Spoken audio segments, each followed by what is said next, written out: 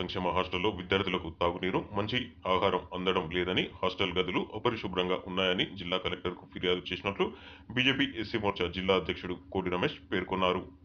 జిల్లా మోర్చా ఆధ్వర్యంలో హాస్టల్ను శనివారం సందర్శించామన్నారు.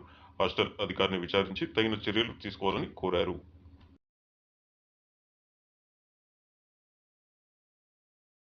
భారత్ మాతా కీ జై, భారత్ మాతా కీ జై. భారతీయ జనతా పార్టీ మంచిర్యాల జిల్లా ఎస్సీ మోర్చా ఆధ్వర్యంలో మంచిర్యాలలోని జాఫర్ నగర్ బస్తీలో ఉన్నటువంటి షెడ్యూల్ కులాల హాస్టల్ను సందర్శించడం జరిగింది. జిల్లా నడిబొడ్డున ఉన్నటువంటి ఎస్సీ హాస్టల్ పరిస్థితిని లోపలికి వెళ్లి చూస్తే అరణ్య గోచరంగా ఉంది. మెనూ ప్రకారం భోజన వ్యవస్థ లేదు. సాయంత్రం పెట్టేదాన్ని పొద్దున వండుతుర్రు, పొద్దున వండేదాన్ని మధ్యాహ్నం వండేదాన్ని మబ్బులనే వండుతారు. బాత్రూంల పరిస్థితి చూస్తే అధ్వానమైన పరిస్థితి. మినిమం మెయింటెనెన్స్ లేదు. తరగతి గదులలో మెనూ ప్రకారం భోజనాలు పెడతలేరు.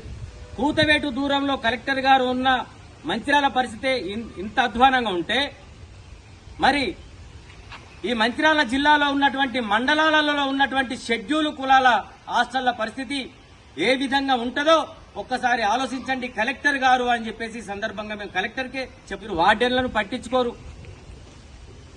ఉండేటాడ ఉండరు. వాళ్ళేమంటారు, ఇటువంటి మెనూ ఎందుకు పెడతారంటే మాకు బిల్లులు వస్తలేవు అని చెప్తారు. మరి వాళ్ళకు సరైన బిల్లులు వస్తున్నాయా, వస్తలేవా, హాస్టల్లో పోతే పరిస్థితి ఎట్టున్నది ఏంటిది అని చూసుకునే మినిమం బాధ్యత, కనీస బాధ్యత కూడా అధికారులకు లేకపోతే ఏంది పరిస్థితి అని చెప్పేసి సందర్భంగా మేము అడుగుతున్నాం.